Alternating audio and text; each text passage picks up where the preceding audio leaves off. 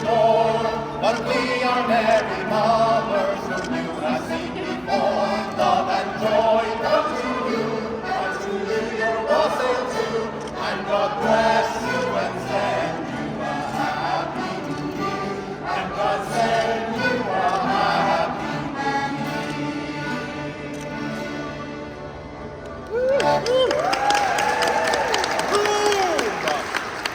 Room, gentles all, pray give us room to rhyme. We come to show activity at Merry Christmas time, activity of youth, activity of age. Such activity has never been before upon the stage. In comes I, old Father Christmas, and be I welcome or welcome not, welcome! Old Father Christmas will never be forgot. My beard is long, my back is bent, my knees are weak, my strength is spent. 2024 is a very great age for me, and if we've been deliberating all these years, what a cybersecurity town hall meeting that would be.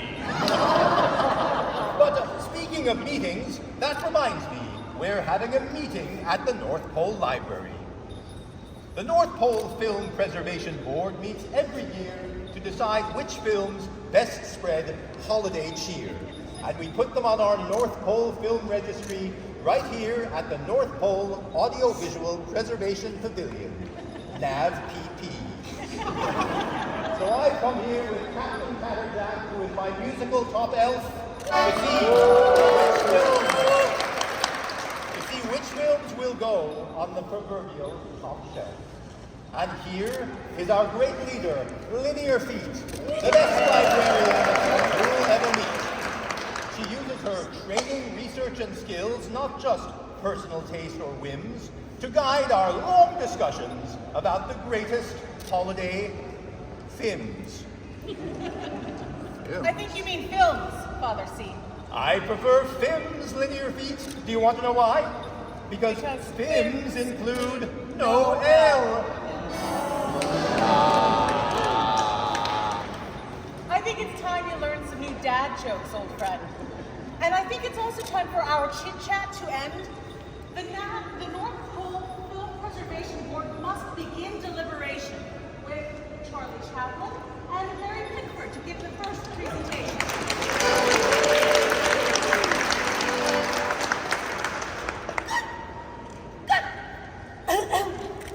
Good morning, everybody.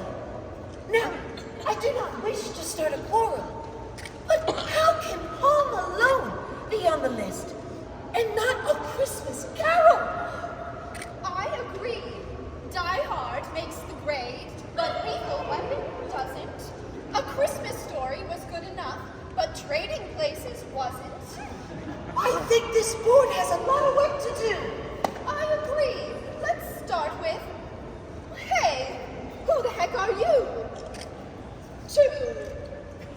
We're heat and moisture, the enemies of film stability. We're going to be destroying all of your films to the best of our ability. What? We can't have that. Someone take them away. Is there a hero at this meeting who can boldly save the day? Here I am! Basic, you know, from It's a Wonderful Life. My adventure was a mystery that did not come from strife. Actually, that's a line from one of those old mummers plays I've seen. I don't really understand it, but it sounds like what I mean. Anyway, I'm the knight that bids you destructive imps to stand. If you harm our films, I'll strike you down with glittering sword in hand. Wait. Fighting some crazy guy with a sword is way above our pay grade. You should talk to our boss. He's much better with a blade. Hey, MacLeod! In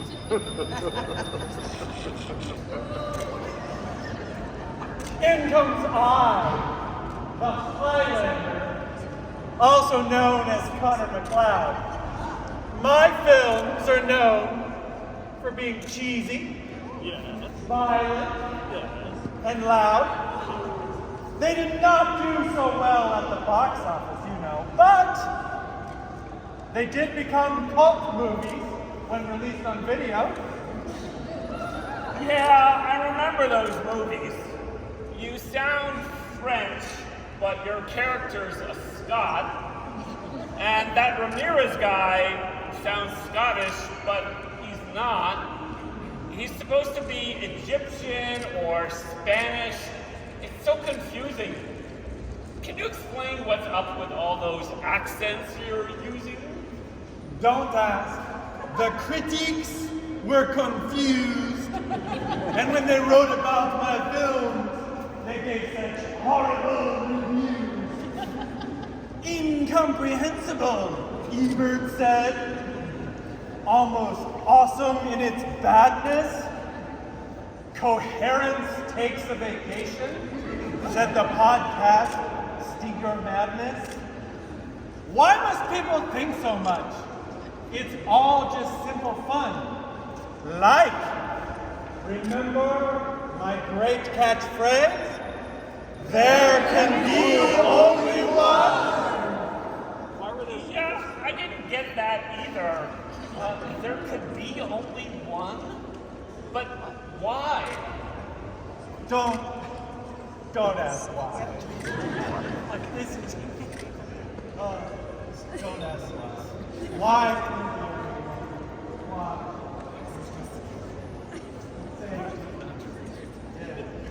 Anyhow, ours is not to reason why. Ours is just to kill or die. It was aliens or something. If you think about it more, it will stop making sense. So just embrace the fog of war. Okay.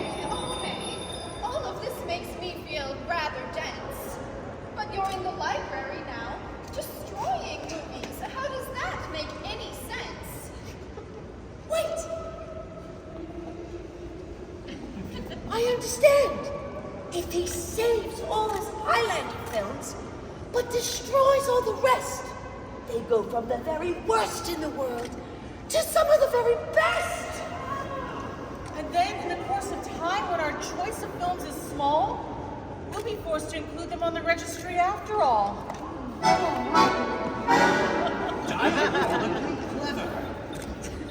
I'm sorry, MacLeod. We can't put Highlander 2 on the list. It's too bad of a movie.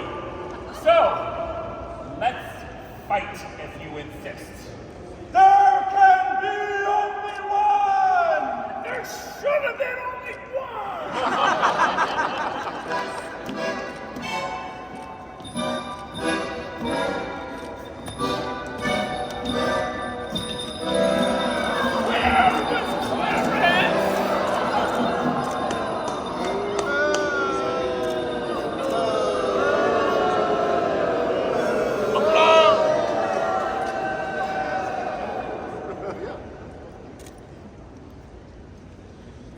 Well, this is awkward. I mean, the Film Preservation Board is prone to overheating.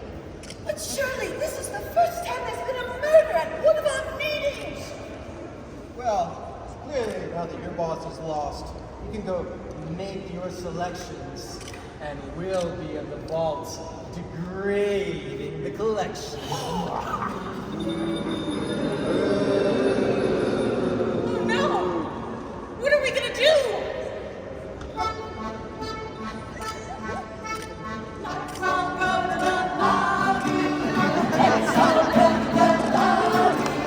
Let's all go to the lobby and get ourselves a delicious things to eat.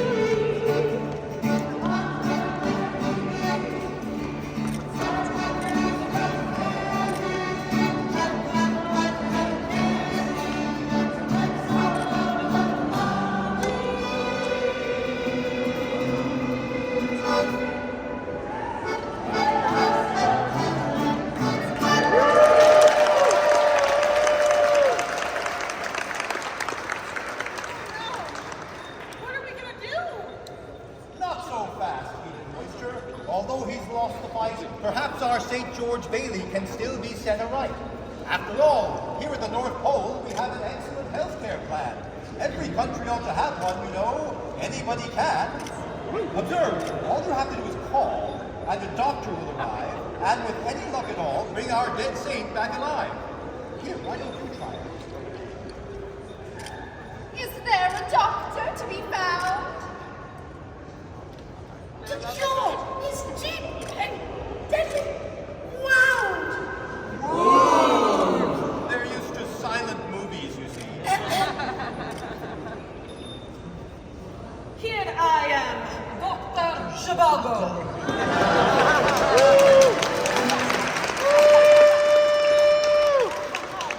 I'm known from Moscow to Mar-a-Lago. Yes, I saw the film they made about you. But I must admit, my derriere fell asleep halfway through. It may have seemed long to you, but remember, I had to live it. And I danced with your daughter and so I think you should forgive it. So, explain what kind of doctor you are, just for our board members. I mean, that film of yours was just so long that nobody remembers. Well, I studied external medicine in Imperial Russia, where they said I was a czar. And then, well, the revolution happened, and then they said I should go far, like to a gulag in Siberia outside of Magadan. But I hoofed it out of there, escaping through Afghanistan. Since then, I've been to every library, from Timbuktu to Rio. Memory, knowledge, imagination. That's my golden trio. From the South Pole to the North Pole, to right here at Africa. Everybody knows Dr. Zhivago, also known as me.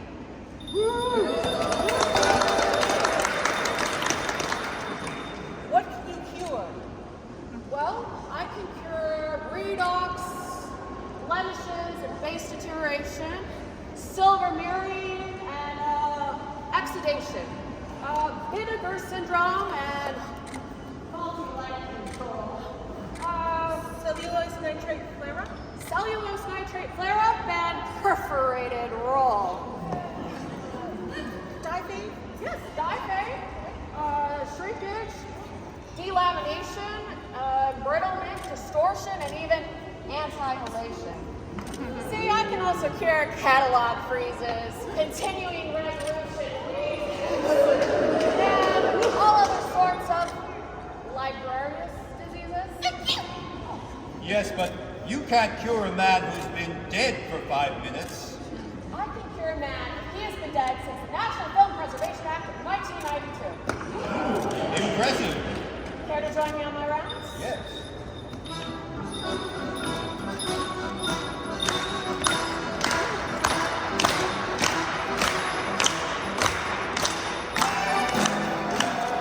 Excuse me, Doctor. So, what do you think you can do for him? Well, I'm user-centered and data-informed and digitally enabled. Well, that just means I can check his pulse with my fingers and make sure his chart is labeled. See, redefining film preservation is the title of my plan, so I better bring this character back to life as best I can. See, I have this little remedy called Dr. Stewart's pills. It's for piles, pimples, pustules, fever, ague, and chills. From lacerated acetate to plasticizer pain, it's the best of old folk remedies for those who have been slick. Let's try to pop one under his tongue.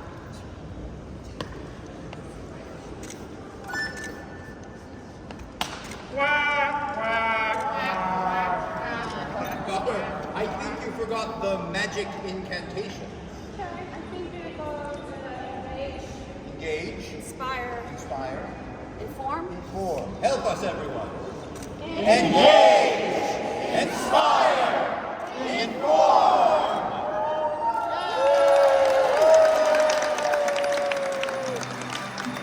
Thank goodness, I'm alive again, thanks to this great humanitarian. Last time I died, my wife was forced to become the town librarian. Count surprise. George Bailey's back. I guess Dr. Zhivago wasn't such a quack.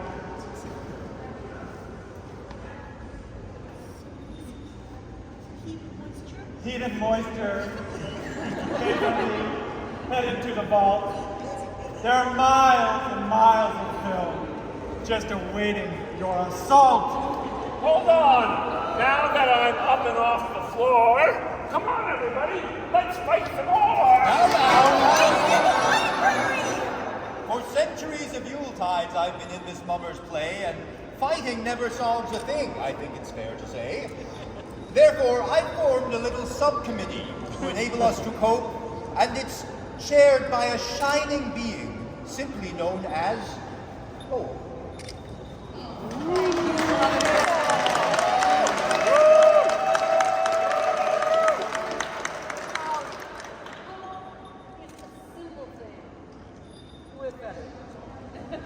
And yet, it seems to me that all this strife and fighting simply does not need to be. A little hope is all it takes to keep these moving us from fighting. Just a little hope, and everybody's lives are more exciting. Take poor MacLeod. He lost hope that his Epic of the Sword would receive the recognition of our preservation board as historically, culturally, or aesthetically significant. And yet, in a certain way, this series is magnificent.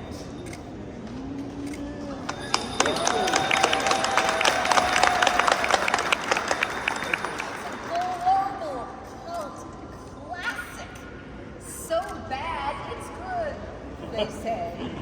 So, your dream really has come true, don't you think? In a way? I guess so.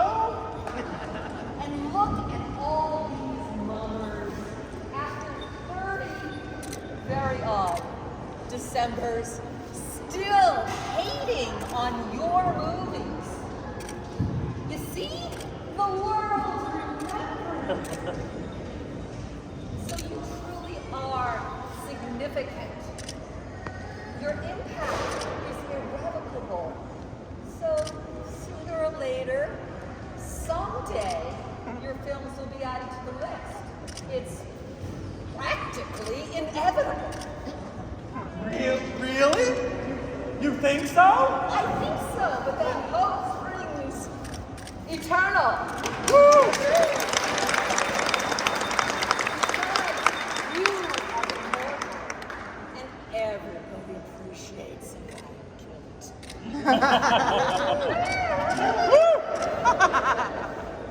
Gee, boss, maybe she's right. It seems you only have to wait. I mean, Dr. Zhivago's not on the list, and everybody knows it's great. God, look at us. We're just sniping, dancing, food and drink.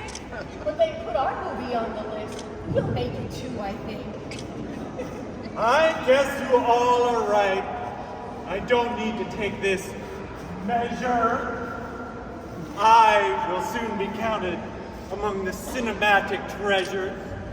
Well, in that case, you can leave us to continue preservation.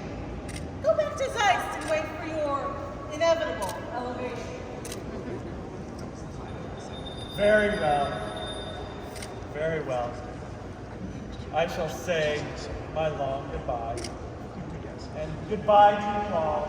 I shall not drag it out into a long farewell.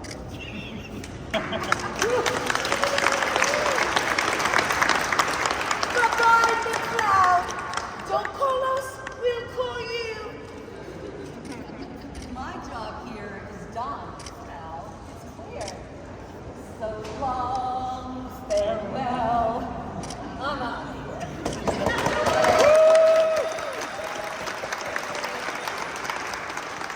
So, now that we're out of a job, what do we do?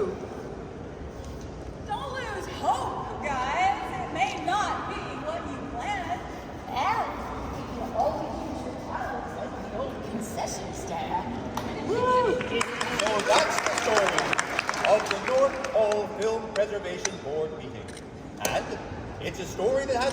that I think might bear repeating. There's always hope, and remembering that can really save the day. So now, my good elf, Captain Tatterjack, it's time for you to play. In comes I, Captain Tatterjack, with me little accordion on me back. It's time to take my ease-em, squeeze-em, and play a tune that's bound to please 'em. With me head so big and me brain so small, I'll play you a tune to please you all. Muddy boots and dirty faces, dancers all, now take your places.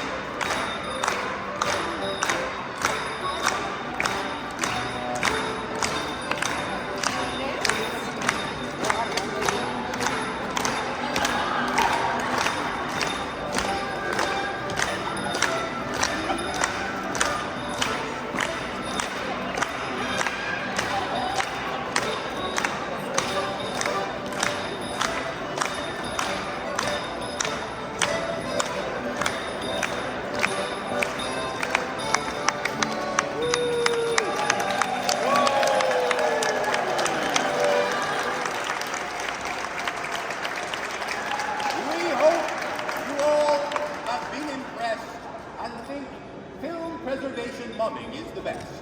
We won't delay, lest tedium befall. We wish you a Merry Christmas and Happy Holidays to all.